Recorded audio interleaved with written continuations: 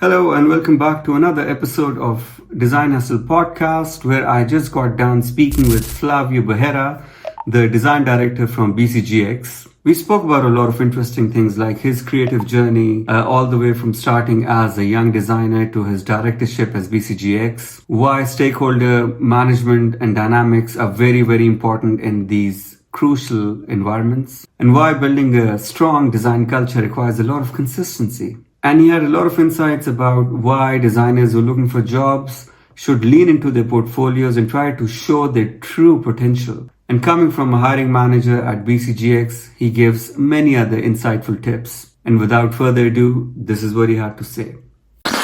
We interrupt this program to bring you the Design Hustle podcast, conversations around successful design journeys. Take it away, Ali.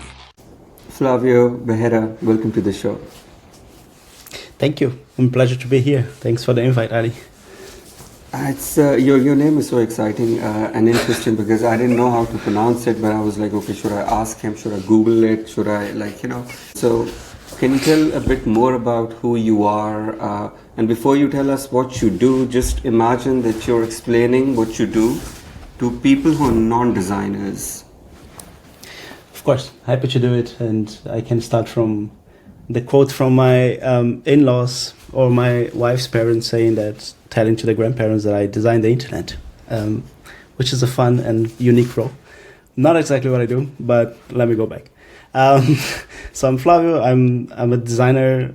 I think by now, probably around 17 years of experience doing product design, doing design. Originally came from Brazil. So I grew up in Rio, so a big city in Brazil. Lived there until I was, I think, 21. And when I was 21, I got a scholarship to move to Germany. And I've been here now for probably 15 years, or like about 15 years now. Came for the master and just stick around because it was exciting enough and there was a lot of opportunities and it was an interesting market to do everything. I think that's overall high level view of like who I am, I think. That's amazing. So were you like a curious child? Because whenever I ask this question to people, it's either they dabble into some sort of creative explorations as a young child. So were you one of those later creatives or early creatives? I think I was right on the early side. My family, so I have a brother and my parents are still together, so we grew up in a family of four.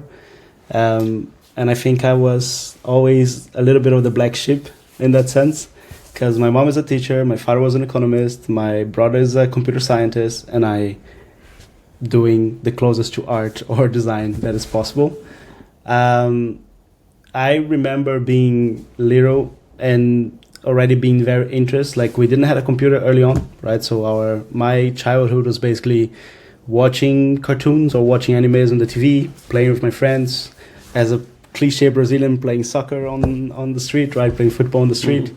And to me, I have very fond memories of like drawing the characters that I love to watch, right? On the animes that I watched as a kid, doing illustrations of it or like redrawing it from what I saw in the cartoons or from what I saw from magazines and stuff. And even like I remember also like when I lived in a place, I had a few friends that were very interested on RPG, right? So role-playing games. They always asked me to be the one telling the story because they thought always I was the one that was going more creative around it, right? So I think like I was always a bit on this creative side. I always had a stronger imagination, I would say, and I was always very close to everything related to creativity, right? So I started drawing, and then once I was like around 13, 14, I got very interested into music, so I started first trying to learn the saxophone because my father had one. My father then realized, hey, you're not so good at this, or it's like very hard, right? And I end up convincing him to sell his saxophone to buy a guitar, so I learned to play guitar. And I did like did bands, did my own music, did a lot of things as a teenager. I think most of the teenagers do this nowadays. But it was for me like where I started like grasping and touching a lot of the creativity, and I had this urge to feel like I need to let it out the ideas, or I literally let it out my feelings. And I was always very okay with that. I was never afraid to express my feelings, which is probably something that leads you more into the creative side, because feelings are the most scary things that we have, right? And if you're not afraid of expressing them, then you're also not afraid to express your thoughts and bring them to visualization, or try to make them more concrete. I think this is amazing. So what you just said, like, there's a light bulb that went in my head. It's like I always try to justify for all the different things that I do. So if I make a video, if I share a thought, or I throw something out in the universe which I feel like needs to be thrown out, maybe it's an idea, maybe. So packaging these ideas, it's like, and I always struggle to tell people, why do I do all these things while I'm doing other things, right? So, and it's not for money, it's not for anything, but it's this, as you said, like it's this way of expressing creativity. It's our expressing our emotions. It's like that thing has to be thrown out because it's there now. It has to be built, done something with, and then released. It's healthy, right? I mean, it's otherwise you just keep the thoughts in your head, and I don't know. I have a friend that used to say ideas are worth nothing, right? Which is also the main principle that a lot of the founders work around. I feel like for many years I kind of went dormant, right? So I think like when I was on my studies when I first moved to Germany, I did a master in Braunschweig, which is a small city close to Hanover, very famous for being the host city for many of the employees from Volkswagen, because it's very close to the Volkswagen factory. But we had a university of art there, and I was working a lot on video and more creative work, and I really loved it, right? It was a great opportunity. I got to work with 3 very close friends. We did a film that actually in the end was our conclusion project on the master, and we got a few awards of it. The movie was flowing around the world and was like super cool experience. But then I landed into this element of like, hey, if you want to stay in Germany, you need a visa. If you want to have a visa, artist is a bit difficult to get one, right? And I had to make a decision of like, well, I kind of like let it go to the side, and it's a hobby and I like it and I love it, but it's not my main sustain, because otherwise I won't be able to sustain in this place, and I'm gonna have to go back to my country land where the opportunities are a bit different, and it's a bit of a different market. And I went like dormant for a few years, and I really felt it, right? I mean, the time that I was working, that I moved to Berlin, and I almost dropped all the creative stuff that I was doing. It hurt a lot. And like I think like by the pandemic, or shortly before the start of the pandemic, I had this one project that probably, if you search my name, is probably the first thing that comes, is this Cow of the Day, which is like my illustration project that is still alive, although a bit slower pace now, because life is very busy with a daughter, but where I just basically had to have this escape valve, right? Like to illustrate the stuff that happened to me, to use almost like a visual journal to take these feelings out. And I can only recommend people, if they haven't tried, it's really amazing. It's going to change your creativity, and it's going to change your way to see the way you work, the stuff that you work with, because it just releases a lot of the things that you cannot use in the work. Can you explain that for people who haven't seen it? So what did you do? Yeah, of course. So I have this illustration. It's still an Instagram page called The Cow of the Day. And that's basically, I had this idea of like, I just do an illustration a day. And it's a cow, it's an animal. And the reasons for that are many. I can go into that in a second, but basically the illustrations are having this cow living situations that I live, or like going through things that I saw, things that I experienced, and things that stick to my head, right? Things that basically, if I would reflect back on this day, what is the one thing that happened that I would say, oh, that's worth telling. Sometimes there won't be stuff that's worth, and then you gotta be creative if you do something else, or you do something, a thought that came to mind, right? But it goes in that direction. And I think like by now it's been since 20, I would say. So shortly before the pandemic and all the stuff in COVID, right? So it's ended up being like a great partner in that journey as well. And if I look now, I think I have like hundreds of illustrations, which is actually really cool to look back and reflect back on them. I'm just trying to go there just to see how many posts. Like 724 posts. Wow. So 724 cows done over the last years, which is, I don't know, in my mind, it's impressive numbers to get. Yeah. That's very inspirational. So it's almost like instead of doing a morning journal or a gratitude journal, or it's like a visual journaling that you were doing. Yeah, totally. Yeah, totally. I tried to do both at the same time, and then I felt like if I try to journal and illustrate, one of them doesn't move forward.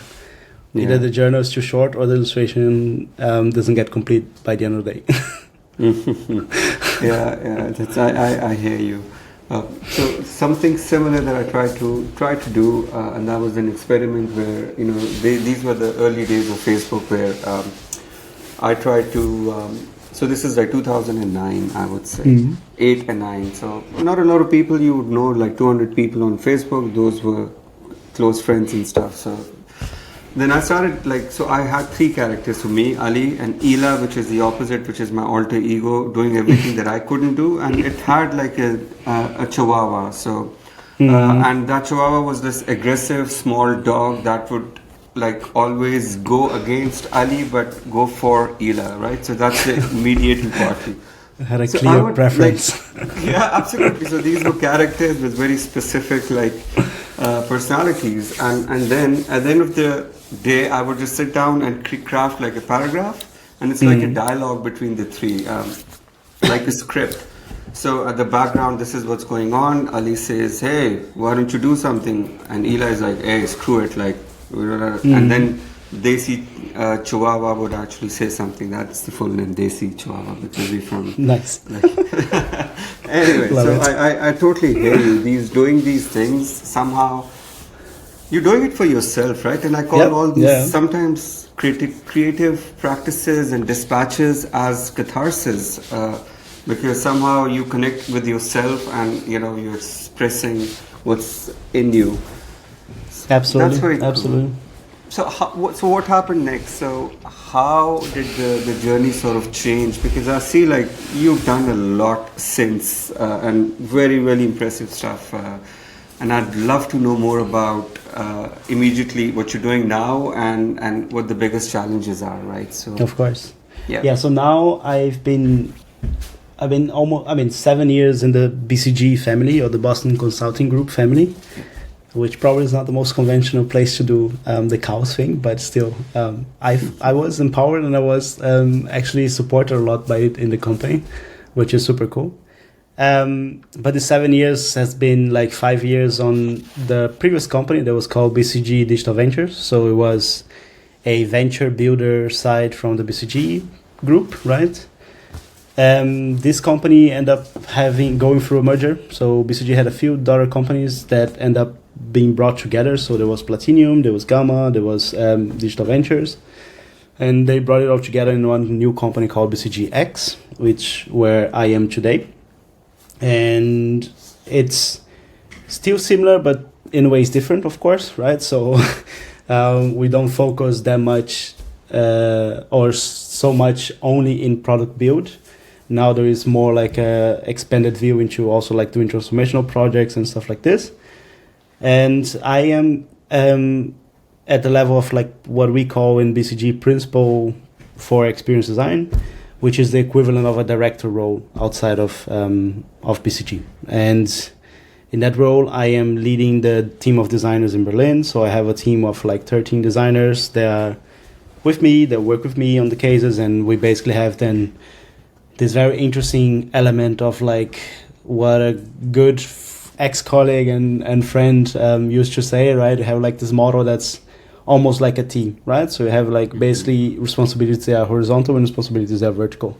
And you combine the responsibilities that we have in the cohort of 13 designers, but then these designers get staffed on different cases, right? And so you could imagine that from the 13, maybe you have 8 cases going parallel.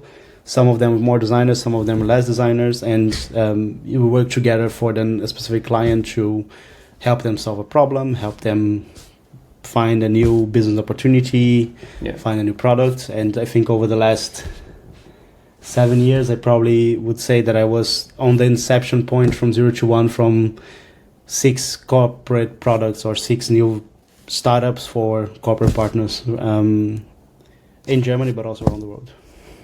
Okay, so let's just deep dive into this, right? And so first of all, I have so much love for BCG because I worked for BCG on a project.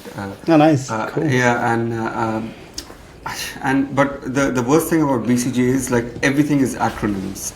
So it's like, oh, the case is coming in and we're talking about cases, and then you have this thing in ADC and you go there, and so you immediately started jumping into explaining cases and talking about like things that outside of BCG nobody understands. Doesn't make sense. Yeah. So it just brought me back to 2022. I think that's when I was on the project. It was CO2 AI, probably part of your team was also working on it. Yeah, I know some designers that were there. I don't know if they were on the same team, but I know some people that were there. Yes. So really exciting times. It was in Paris, so I would travel there every 2 weeks and stay there for 2 days, and then so there was this amazing parallels of discovering a new culture, a new city while I was doing this, and the team was like amazing, right? But at that time, BCG was called BCG Ventures, as you said, right? Digital Ventures. Yeah, that was the team.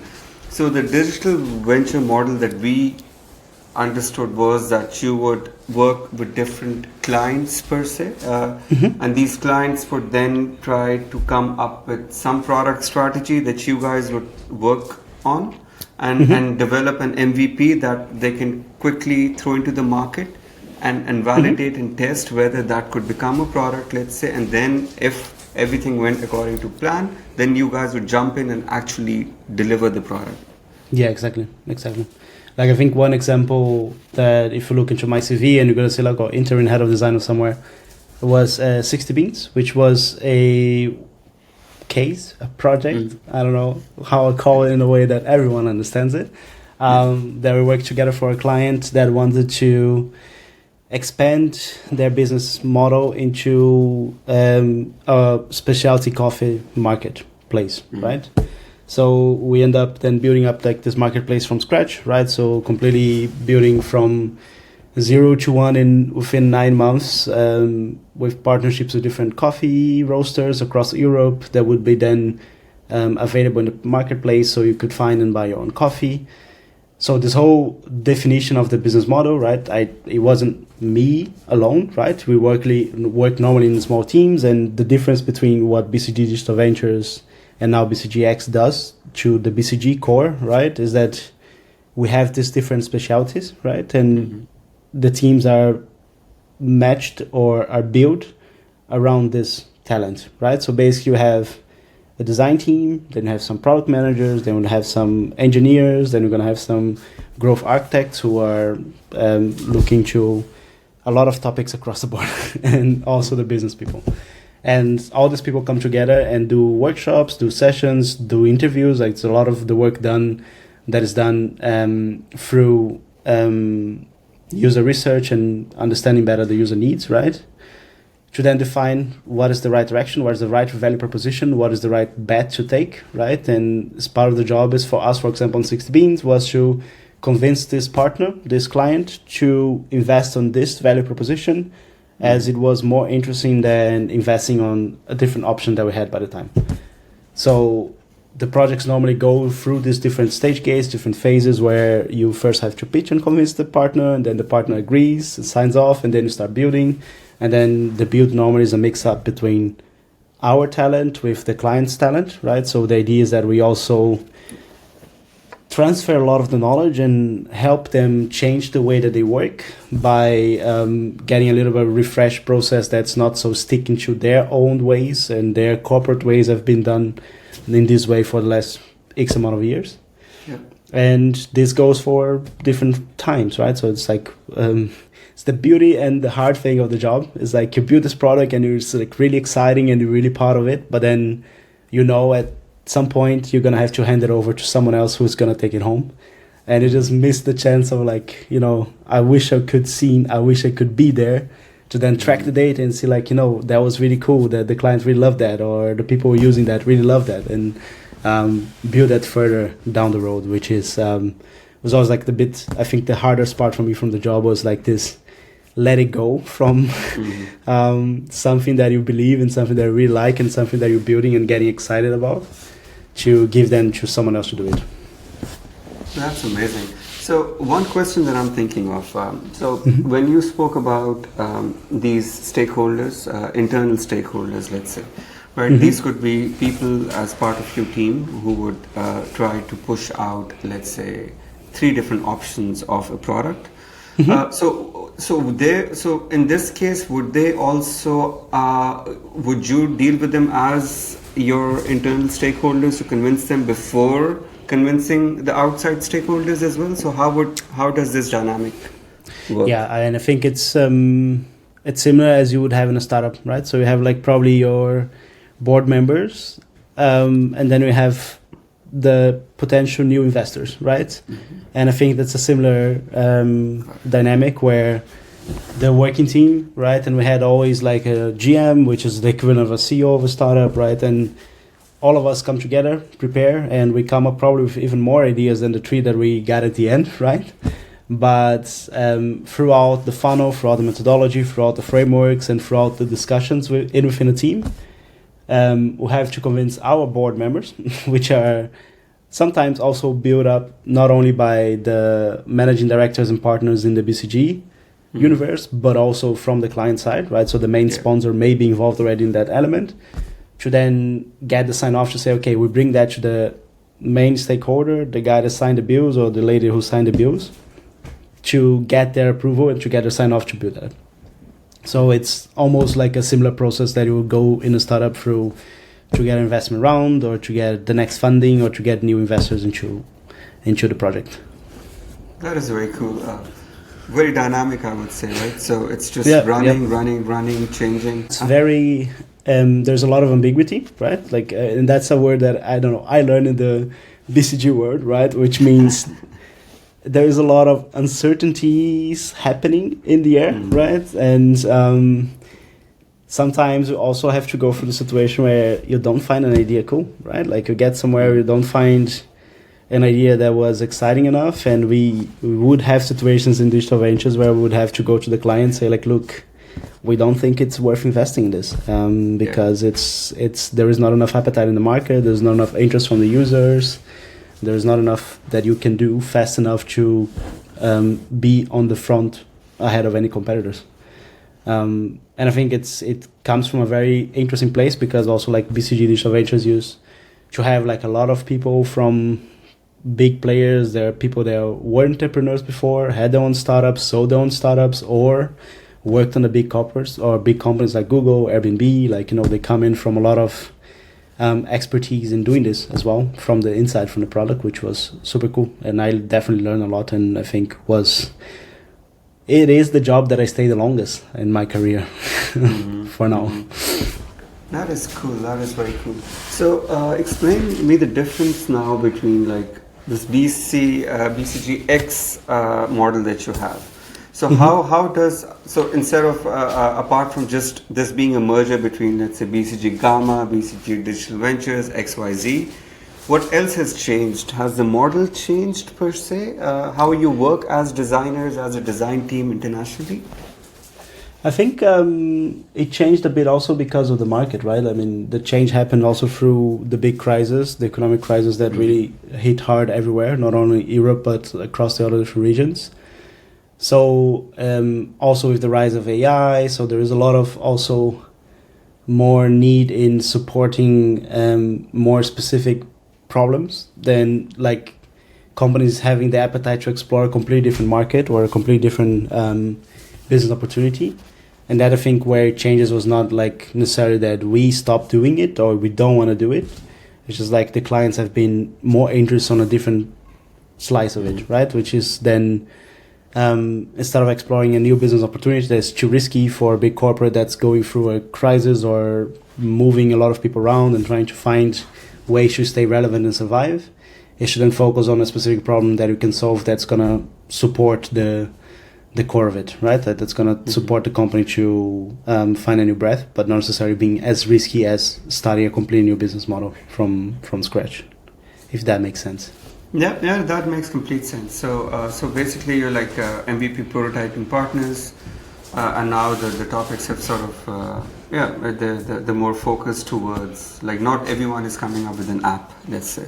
Yeah. So yeah. and you know those the ecological phase, the sustainability phase, the drone phase, all those things like that. I saw the waves come, like very typical sort of like every industry was explored with these IoT and stuff. So absolutely. yeah. So what's the biggest challenge right now? So I'm guessing as a design director for BCGX, you have your team and I'm very close to something that is the culture, and I've had some amazing experiences and some not so amazing experiences like everyone else, right? And to a point where it just doesn't want you to get into this whole corporate structure again, right? So because this, so when I spoke to someone from McKinsey and he was also like in your position, and I was like, how do you break away from this corporate structure that you have, and then you've got these individual director led structures, right? Because of these companies, you have the possibility to create micro cultures within this bigger organization. So how do you run your vertical? Yeah, I think like I was very lucky to share, let's say, the battlefield with a lot of people that were passionate about it as well, right? I mean, for me, culture is a topic that I love, and I research a lot. I hear a lot about it. I read a lot about it. Like, I mean, I heard recently about someone saying like, don't hire people that listen to podcasts about the stuff that they work with, because that is an indication that they love it so much that they even stop their normal life to fill in deeper. And I think culture is one of the things that for me it's a topic that is very close to my heart. And I was very fortunate to be in a team with a lot of people that had the same interest in mind, right? So I think we went through different cycles in BCG Digital Ventures and then BCGX on the whole context of design, right?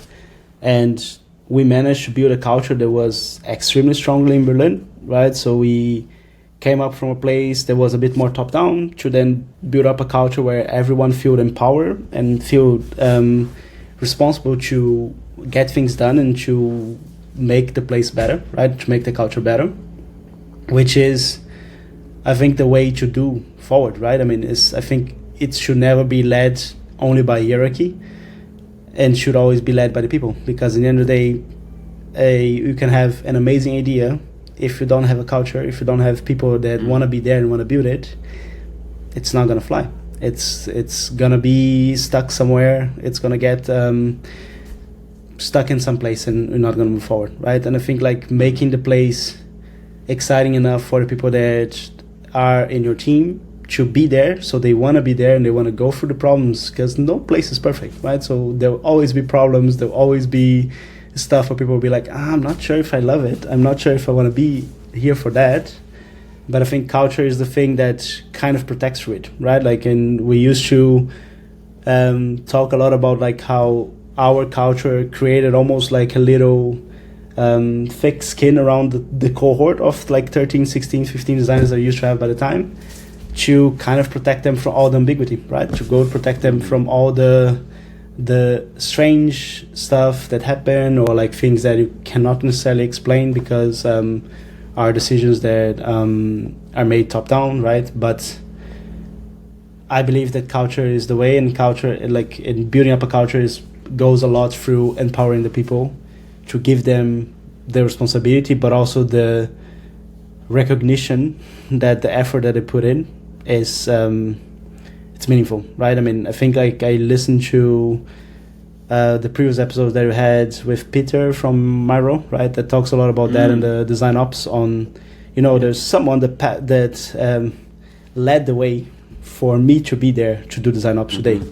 And I think it's a lot of that work as well on like, it's leading the ways for the team to thrive and finding ways for the team to feel enabled and feel safe to also be themselves, right? Because we hire them for them being the people that they are, the designers of who they are. And I think there's a finding the balance of like how much you want them to fit into the mold, to how much you want them to completely fit into the mold.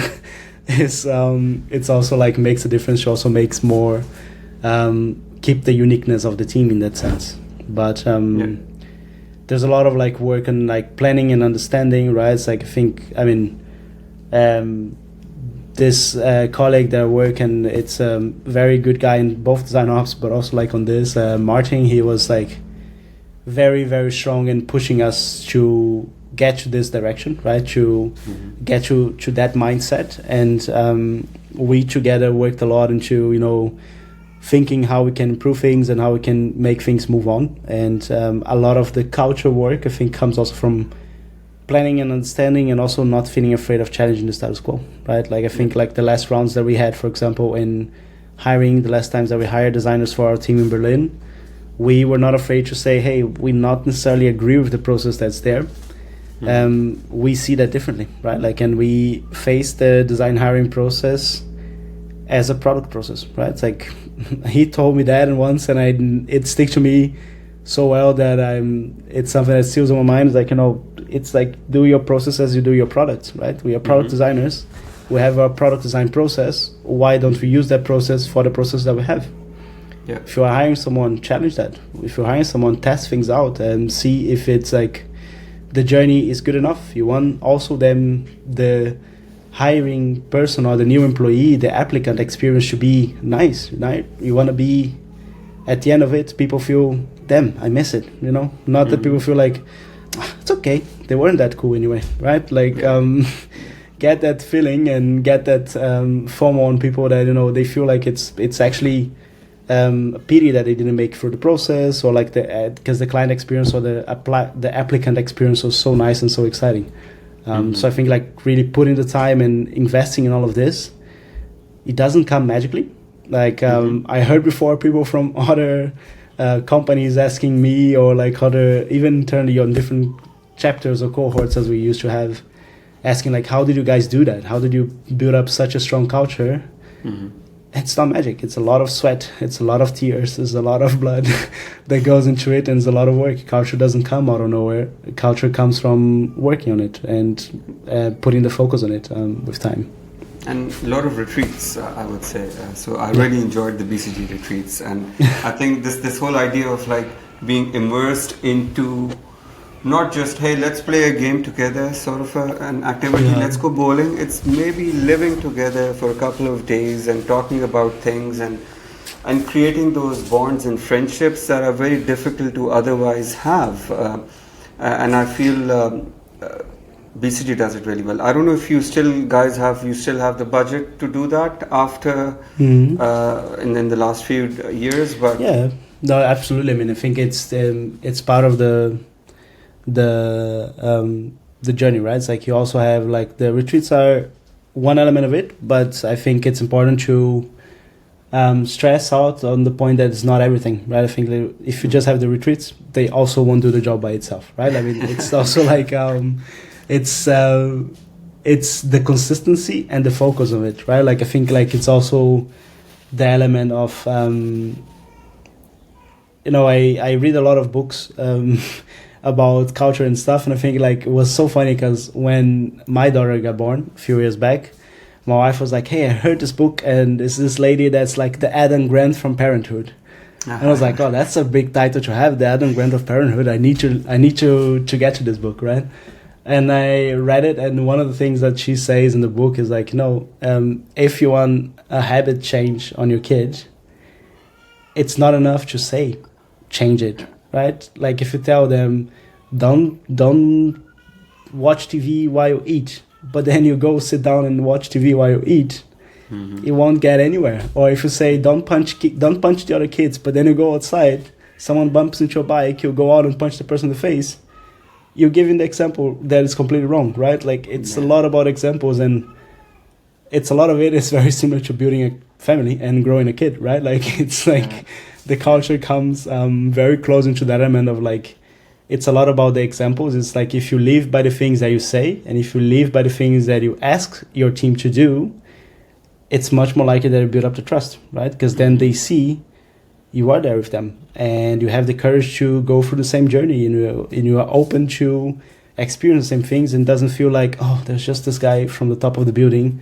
telling me to do something. No, the guy is next to me here, putting the bricks down, right, and helping to get things done, which I think it makes a huge difference in setting up the right mindset to culture, and to have a positive culture in that sense.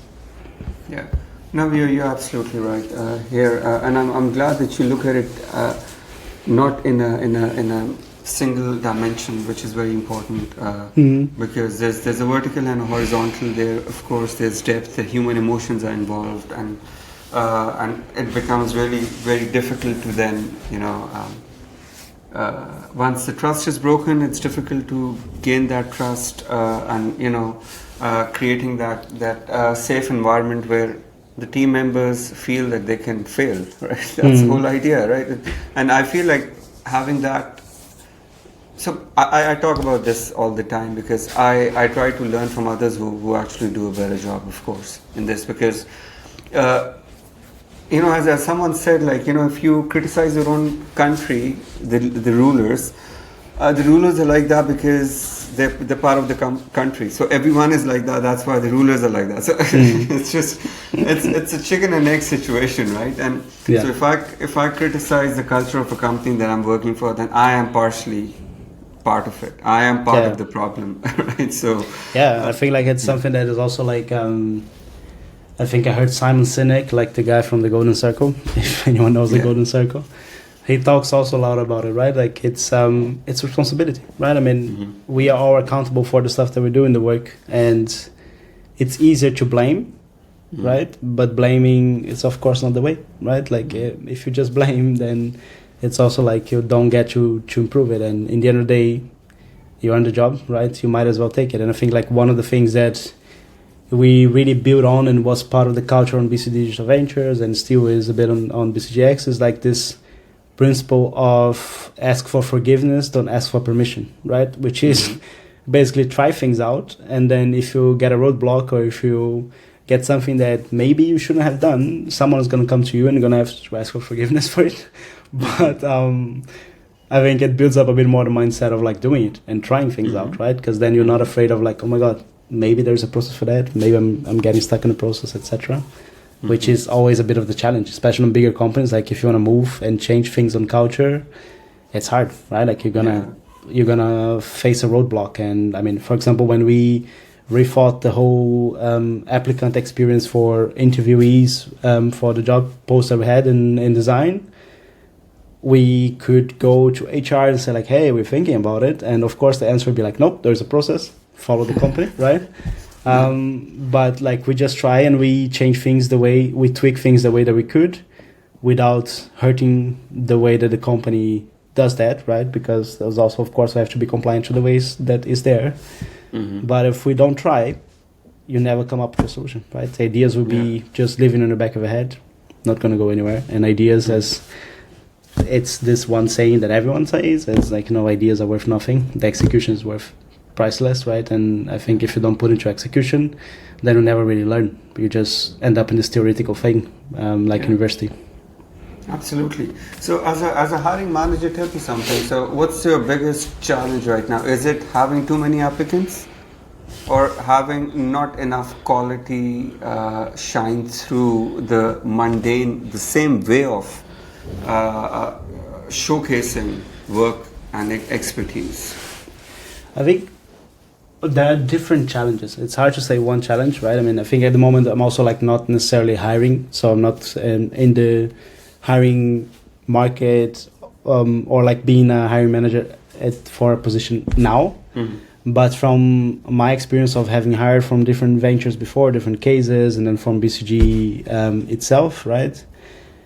It's really hard on, like, of course, there's a huge amount of people, right, applying, which becomes very hard for you as a hiring manager to assess all the portfolios and all the content and all the materials, right? I think like if you don't have very clear, and I think the bigger challenge is like exactly having the clarity on what do I need, right? Like what is my team needing at the moment, from which skill sets, which kind of personality, which kind of talent we need. Having that clear is, at least for me, where a lot of times it costed a much longer to get the role filled than you would get normally, because people will have different minds, right? People will have different ideas. So if I talk to you, you have a view. If I talk to the next person, they will have a different perspective. And everyone is interviewing, everyone is giving feedback. And if the different perspectives are not aligned, people didn't get into the room and say like, hey, these are the expectations. This is how we see it. This is what we need. Please interview thinking that. You don't get it's very hard to get to a full agreement, right? And you may risk losing amazing people in that process because the process got a bit strange in the middle, like got a bit wonky in the middle. So I think like having this clarity or reaching this clarity is, for me, with over time became clear as one of the biggest challenges as a hiring manager or hiring for companies, like to make sure that everyone view the same way and everyone is searching for the same things, right? Or like looking to the same direction. Because otherwise, have someone pulling in different directions also gives the applicant the impression that we don't know what we want, which is also like not optimal. I hear you. And so when it comes to the idea of standing out, for example, right? So that's the common thing that we hear in the market, like, hey, your CV needs to stand out, your portfolio needs to stand out. At the same time, as designers, we exactly know what gets hired. So what do you want to look like when you want to get hired? So you need to dumb down stuff, you need to make it streamlined, mainstream, put dashboards there, put visualizations there, put good UI, landing pages. So just cover the whole bases and you'll get hired, right? So what advice would you give to designers when it comes to creating portfolios and CVs and I did so many hours of like ADP list feedback sessions with portfolios and reviewing portfolios, and I get a question very often, and I feel like my answer changed a bit over time, right? I think like I always saw, and that's a bit more like the focus on maybe from the consulting side, which is like, we as designers, we're not trained to sell ourselves. We are, or most of us are really not so good at it, right? And we end up downplaying a lot of things that we do. We downplay a lot of the impact that we had with our work in different projects, different startups, different products. I think like at one side is like not shying away from it. Like it's, don't hide it underneath the layer of Lano, but it was also the product manager and was also the other designer, on the things that we do. And I think like, don't be afraid to own it. Like, it's important to do it. And I think the other thing that I always talk about is like I think there's two components on like when I go through a portfolio that I look into, right? It's like one thing, I want to see what have you shipped, right? So what have you done that's real, right? I think like a problem that you have is like a lot of designers or a lot of the portfolios that I see have projects that you don't know if it was a live product or if it was just a concept that you did on a Sunday for dribble, you don't know necessarily how realistic or like how real the application was. So seeing and making sure that it's clear that, things were shipped, right? So they went beyond the conceptual design, and you had to also crunch through with engineers and figure out what can be shipped. Crunch it out together with product and understand how you break that down to make an MVP of it and stuff like this. I think like if you have experience in this, don't hide it. That makes a difference. That shows that you know how to work on professional environments, you know how to do that on a professional way, and you know how to ship products, which is something that of course will make a difference. And the second element is on not being afraid of showing the personality and showing yourself, right? I think like a lot of people tend to have this very generic portfolio where they talk about themselves of like, hey, I'm Flávio, I do design for 15 years and I come from Brazil and I like to do product design because product design is beautiful. Here's a quote from someone that inspired me, right? And that's it. But like, if I'm looking for a specific fit for the team, I'm gonna also trying to understand, can this person match the team, right? Match the people that is here. So understanding a bit better, like the books that you like, or if you like a movie, or your hobbies, or stuff that you do outside, as much blah blah it may sound, it still helps, right? And I think there's also like this element of like, even if you say, I love Star Wars, I watch Star Wars every year 5 times because it's the best movie around the world. If I'm a hiring manager that loves Star Wars as well, I will automatically place yourself on a better place in my mind, and you're already biased on a better place. Like, there is so much that you can play with this element of like showing your personality and getting a little bit of a bias, better placement in the head of the recruiter, the hiring manager, etc. That can be done, and people should not be afraid of showing themselves. And I think like the last advice that I heard that was recent from here's what I found. Siri decides to stop. On a podcast with the head of product from Linear, which is an amazing, cool product, very exciting. Nanyu, he says like his best advice for hiring and applying for jobs is like to act as if you're already there, right? Like, I mean, you're applying for the job, you're having interviews.